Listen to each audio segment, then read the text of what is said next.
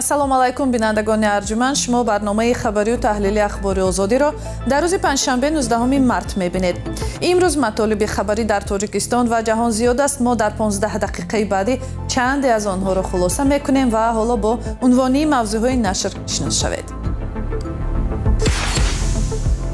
афсари вазорати корҳои дохилӣ бо гумони куштани шаҳрванде дар ноҳияи Ванҷ боздошт шудааст. дар ҷавоб ба ҳамлаҳои Исроилу Амрико ба коргоҳи гази табиӣ дар Порси ҷанубӣ, Эрон таъсисоти нафту гази ҳамсоя кишварҳои арабашро мушакборон кард. агар Ирон билофосила бас накунад, чун ман ҳам шунидам ки ҳамин гуна рӯҳияи вуҷуд дорад, дигар ҳеҷ чизе барои барқарор кардани эътимод намемонад. шабакаи тақсимоти барқи Кӯлоб ният дорад нейрӯгоҳҳои бекорхобидаи минтақаро аз нав ба кор андозад. ҳамиё аз сабаби таъмирталаб шиданшон, яъне боз монда шуд фаъолияти коришон. таҳқиқи куштори як сокини 34-солаи ноҳияи Ванҷро додситонии ҳарбии Тоҷикистон ба уҳда гирифтааст. дар марги Саломатшоҳ Ғалчаев шаби 17 март дар деҳаи Рохарф як афсари вазорати корҳои дохилии Тоҷикистон гумонбар мешавад. моҷаро ба гуфтаи манбаъҳо ба робитаи ин афсар бо духтари маҳаллии мактабхоне рабт доштааст. Ғалчаеви кушташуда хеши ин духтар будааст. ҳамкорам Иршод Сулаймонӣ мегӯяд куштори сокини Рохарф бошандагони ин деҳаи дурдастро нигарон кардааст. با گذشت یک روز از حادثه کشته شدن یک جوان 34 ساله و صاحب 5 فرزند از سوی یک افسر وزارت کارهای داخلی در ناحیه ونج تا کنون مقامات رسما این حادثه را شرح نمیدهند. اما رادیو آزادی از چند منبع خود در حکومت ناحیه ونج و دهه راخر این ناحیه که حادثه آنجا رخ داده است، بعضی جزئیات این حادثه را دریافت کرد. بنا به اطلاع یک منبع باوری بخش رادیو آزادی، سلامتشاه غلچاєв ساکن 34 ساله دهه راخر ناحیه ونج شب 17 مارت از سوی کماندیر راتای فوری تعیینات مخصوصی قشون‌های وزارت کارهای داخلی در ناحیه ونج کشته شده است. چند منبع در حکومت ناحیه ونج شخصیت افسری وزارت کارهای داخلی را کاپیتان 27 ساله و زاده ناحیه واسع ولایت ختلان میگن. نام و نسب این کاپیتان به رادیو آزادی معلوم است. با گفته یکی از همصحبتان رادیو آزادی که از نزدیکان جوانی کشته شده است، ماجرا گویا بر سر رابطه این افسر با یک دختر نابالغ مکتبخوان که خیشی این جوان سر زده است. این افسر پنهانی تخمینا ساعت‌های 21-22 شب 17 مارت با مقصد دیداربینی با این دختر به دهه می رود که در راه با سلامتشاه غلچاєв روبرو می شوند و کارشان به جنجال می کشند. بعداً این افسر از یراق تبلیغی خود به سوی سلامتشاه غلچاєv تیر می‌کشاید که در نتیجه سلامتشاه غلچاєv در راه به سوی بیمارخانه به هلاکت می‌رسد. در دادستانی ناحیه ونج نخواستند که حادثه را به رادیو آزادی شرح دهند. تنها گفتند که حادثه از سوی پروکورور حربی گارنیزون ولایت مختار کوهستانی بدخشان تفتیش میشه. نعمت غلچاєv برادر سلامتشاه غلچاєv کشته شده در یک صحبت تلفنی به رادیو آزادی تصدیق کرد که خب علیه این افسری وزارت کارهای داخلی از سوی پروکورور حربی گارنیزون ولایت مختار کوهستانی بدخشان پرونده باز شده است و این افسر بعد یک روز بازداشت از شعبه کارهای داخلی ناحیه ونج به مرکز ولایت مختار کوهستانی بدخشان به شهر خاروغ برده شده است. اما نعمت غلچاєv گفت که فعلا او نمیداند که علیه این افسر وزارت کارهای داخلی بر اساس کدام ماده‌های کودکس جنایی پرونده باز شده است. مقامات قدرتی ناحیه ونج دیروز پس از حادثه دختری را که گفته میشد این افسر با او رابطه داشته است همراه با مادرش برای بازپرسی بردند و حالا گفته میشد که آنها دیگر در بازداشت نیستند. این حادثه در میان ساکنان ناحیه ونج نگرانی و تشویش‌های زیاد را به بار آورده است. برخی از آنها با نشر این خبر در شبکه‌های اجتماعی خواستار مجازات سخت شدن این افسری وزارت کارهای داخلی شدند. با گفته یکی از ساکنان دهه راخر که دیروز در مراسم جنازه شرکت کرده است، دیروز از سر تا سر ناحیه به مراسم جنازه مردم زیادی آمدند. مقامات به شرکت کنندگان مراسم اجازه ندادند که عکس یا نوار بگیرند. рӯзҳои чоршанбе ва панҷшанбе полоишгоҳҳои нафти ширкати азими Сауди Арамкоро таркишҳои нерӯманд такон доданд. ҳамин гуна ҳамлаҳои мушакӣ ба корхонаҳои нафту гази Қатар ва Имороти Муттаҳидаи Араб اصابت کردند. به نوشته خبرگزاری ریترز موشکباران کانهای نفت و گاز کشورهای خلیج بعد آتشباران کان گاز طبیعی پرس جنوبی ایران به وقوع پیوست. سپاه انقلاب اسلامی ایران به کارخانه‌های مواد سوخت عربستان سعودی، امارات متحده عرب و قطر هشدار داد که کارمندانش را به جایهای امن کوچانند، زیرا هدف آتش قرار می‌گیرند. تفصیلات در گزارش کیمرساتو. اسرائیل شب 18 مارت حمله‌هایش را بالای ایران افزایش داده گفت به قسمت شمالی این کشور ضربه‌های موشکی زد. رسانه‌های اسرائیل خبر دادند که کشتی‌های ایرانی در ساحل‌های بحر خزر مورد هدف قرار گرفتند. فعلا تصدیق درستی این گزارش‌ها امکان ندارد و تأثیر حمله‌ها همچنان معلوم نیست. در همین حال بسیاری‌ها در داخل ایران از ادامه جنگ اسرائیل و آمریکا علیه جمهوری اسلامی احساس ناامیدی و ترس دارند. یک ساکن تهران گفت که بسیار چیز در این شهر دیگر شده است. ما قبل از جنگ تازه داشت بازارمون رونق می‌گرفت. با اون گرونی بود، با اون درصد تورمی که داشت میرفت بالا، ما تازه شروع کرده بودیم یک کاسبی نصف و نیمه در بیاریم که وارد جنگ شدیم که دیگه اصلا همه چی به هم ریخت. 2 هفته بستیم، بعد 2 هفته باز کردیم. خب رهبر عزیزمون از دست دادیم، مجبور شدیم که یه هفته هم تعطیل کنیم. بعد از اونم که 40 روز عزای عمومی و الانم که دارید می‌بینید در خدمتتون هستم. همصحبت دیگری خبرنگار ریترز در ایران هم از این وضع ناراحت است. خب به طب خیلی سخت داره میگذره نسبت به قبل. خب اون ترس و دلهره‌ای که هستش برای خودمون، برای بچه‌ها و اینکه تمام کارا همینجوری مونده، دانشجو داریم، مثل قبل مطمئنا نیست. خب فرق کرده. در پایان هفته سوم جنگ حمله‌های ایران علیه هدف‌های آمریکا در کشورهای عربی خلیج فارس هم بیشتر می‌شوند. ایران پس از آن که گفت روز 18 مارت میدان گازی منطقه پارس جنوبی مورد حمله‌های شدید قرار گرفت، تهدید نمود که مؤسسه‌های انرژی را در سراسر منطقه هدف قرار می‌دهد.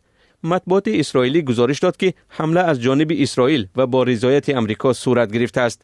ولی رئیس جمهور آمریکا دونالد ترامپ کمی دیرتر در شبکه تراست سوشال نوشت که او درباره این حمله از پیش خبر نداشت. این هشدار قاطع و خط و نشان برای ایران در پاسخ به چند مؤسسه نفتی در سراسر عربستان سعودی، امارات متحده عرب و قطر هشدار اضطراری فرستاد و گفت ساعت‌های نزدیک این مؤسسه‌ها مورد حمله قرار می‌گیرند. پس از مدتی کوتاه قطر گزارش داد که در نتیجه حمله موشکی احتمال از طرف ایران در یک میدان گاز سوختار سر زد و خادمان یاری اضطراری در جای حادثه کار می‌کنند. شرکت قطر انرژی از خسارات عظیمی گزارش داد. دونالد ترامپ رئیس جمهور آمریکا شام 18 مارت در شبکه اجتماعیش هشدار داد که در مکانی فوق‌العاده مهم و ارزشمند پارس جنوبی در ایران دیگر هیچ گونه حمله اسرائیل صورت نمی‌گیرد. و در عین زمان تهران را تهدید کرد که اگر بار دیگر در قطر حمله انجام دهد، نیروهای آمریکایی تمام مؤسسه را به طور گسترده منفجر خواهند کرد. عربستان سعودی گفت 4 موشک بالستیکی را نابود کرد که به سمت ریاض حرکت می‌کردند و از یک تلاش حمله موشکی بالای مؤسسه‌های گازی در شرق این کشور خبر داد. اگر ایران بلافاصله بس نکند، چون من هم شنیدم که همین گونه روحیه وجود دارد، دیگر هیچ چیزی برای برقرار کردن اعتماد نمی‌ماند. در میدان گاز حبشن امارات متحده عرب بعد از آن که از اصابت 2 موشک پیشگیری شد، فعالیت‌های این مؤسسه بازداشته شده است. مطبوعات ابوظبی روز 19 مارت خبر داد که بعد به کان گازی باب افتادن پاره‌های از موشک، کارخانه استخراج گاز بسته شد. در همین حال در پیشروی نگرانی‌ها از بحران در ساحه استخراج نفت، نرخ آن باز هم افزایش می‌یابد. ارزش نفت برنت بیش از 5% افزوده برای هر بشکه $112.84 نرخ گذاری شده است.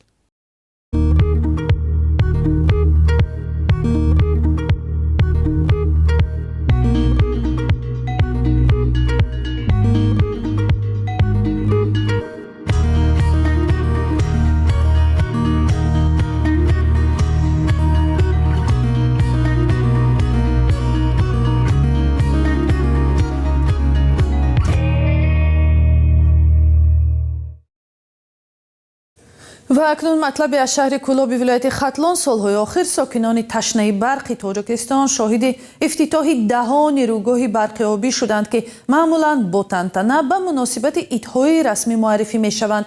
اما طوری به نظر می رسد شمار زیادی آنها بعد مدتی کوتاه از کار مانده و دیگر کار ناشایان می گردند و همچون یادگاری از خرج عظیم و بیفایده این مبلغ ها می مانند.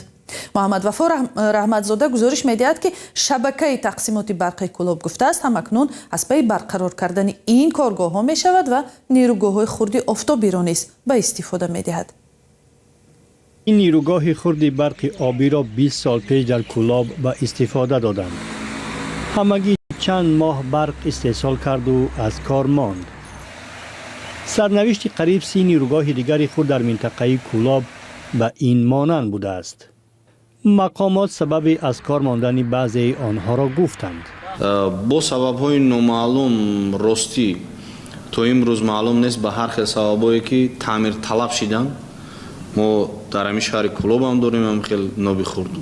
در منطقه سری خسار تا رفتن یعنی جماعت شهیدان خیلی که شما گفتین پشتی با تا اوجا هم یک نابی خورد است. امیو از سبب تعمیر طلب شدنشون یعنی باز مانده شد فعالیت کاریشون. تغییر اقلیم و کمی آب در رود و نهرها یک سبب دیگری از کار ماندن نیروگاه‌های خرد نامبر می شود.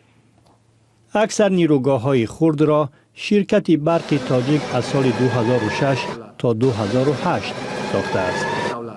حالا مقامات نقشه دارند آنها را دوباره فعال کنند تا مردم از نارسایی نیروی برق عذاب نکشند. منبع‌های الटरनेटिवی به مثل پانل‌های آفتابی به مثل ناب‌های خرد که در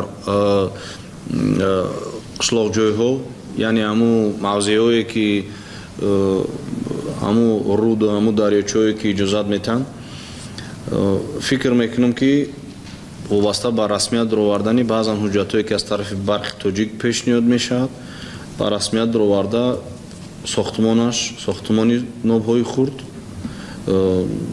به نفع کار است.